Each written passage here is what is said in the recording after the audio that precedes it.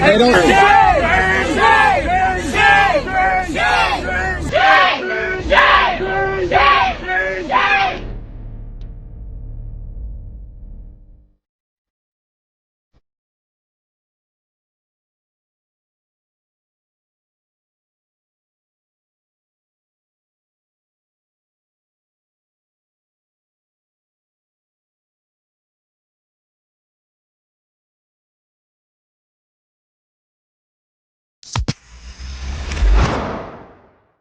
Hi, Rich Cole again. What you just saw was what's going on in Harvard, the esteemed university of this country. When did this start? Well, October 7th was when the horrific raid by Hamas into Israel, killing so many people, cutting heads off of babies, raping women in front of their children. It's the most horrific thing I have ever heard about that went on. That's why Israel went back into Gaza and have continued in there. Yes, there are many thousands of Palestinians killed as a result of this, but Hamas will not return all the hostages.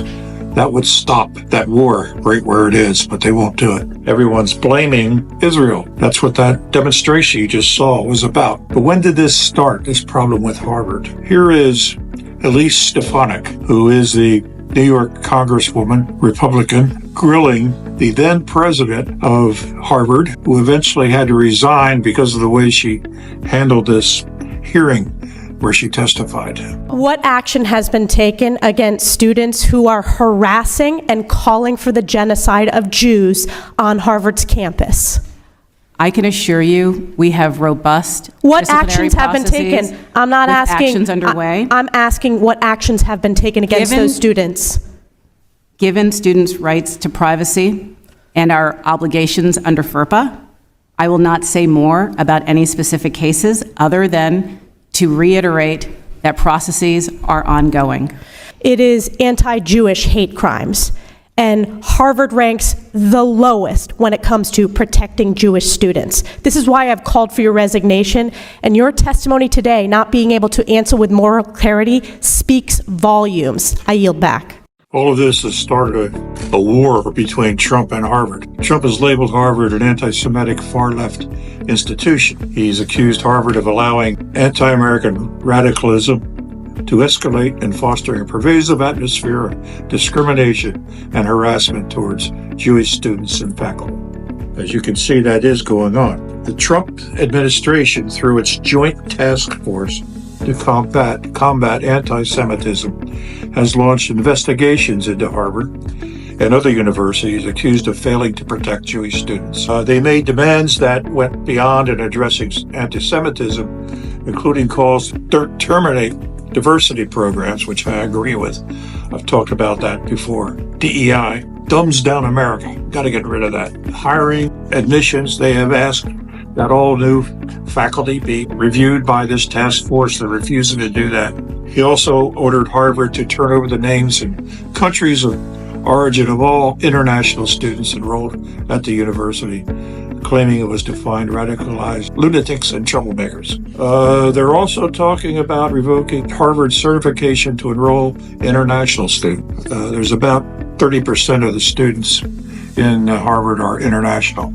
That's questionable whether you get away with that. All of this stuff is going to be in the courts, as we know.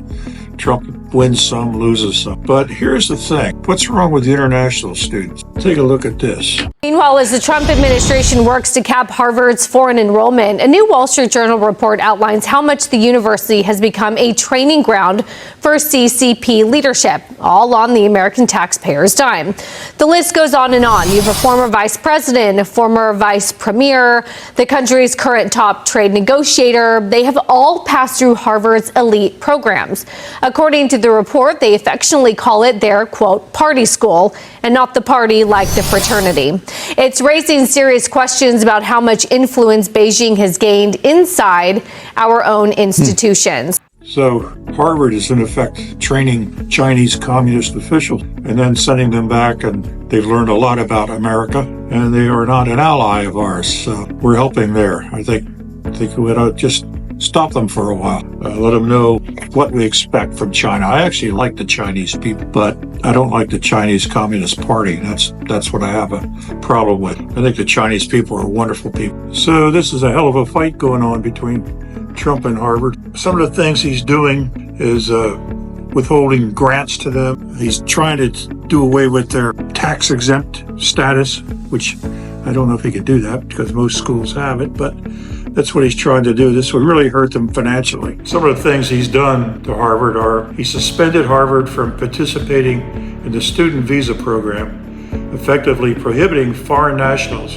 from attending the nation's most prominent university. The proclamation issued by the White House late Wednesday ramps up Trump's attacks on the university, which has fought back against the administration in federal court. The proclamation seeks to prevent students from receiving visas to study for 6 months and perhaps longer. The escalation comes as Harvard has declined to negotiate with Trump after the school rejected a series of demands from the administration's task force to combat anti-Semitism. Those demands included oversight of faculty hiring, viewpoints, and student admission at Harvard. Trump has pulled billions of dollars in federal research funds, threatened Harvard's tax-exempt status, and probed its exempt foreign donation. Then it seems like something's happening every day. The next day, President Trump signed a sweeping travel ban on 12 countries, largely in the Middle East and Africa, and introduced more limited travel restrictions on 7 others. This ban will completely bar travel to the U.S. from citizens from Afghanistan, Myanmar, Chad, the Republic of the Congo, Equatorial Guinea, Eritrea, Haiti, Iran, Libya, Somalia, Sudan, and Yemen. Citizens from an additional list of countries will be barred from permanently immigrating to the U.S. along with applying for tourist and student visas. Those countries are Burundi, Cuba, Laos, Sierra Leone, Togo, Turkmenistan, and Venezuela. So this will be an interesting war to be following, and I'll report more on it when I know. I agree with a lot of it. These students come over from other countries and then start demonstrating and upset school curriculum. People can't go to class. They destroy some property. They set up encampments, which ruins the grass and shrubbery around. They're here to learn, nothing else. Quit this crap. So we'll see how it goes. I'm kind of hard-nosed about it. Until next time, this is Rich Cole. Don't forget to subscribe. So thank you.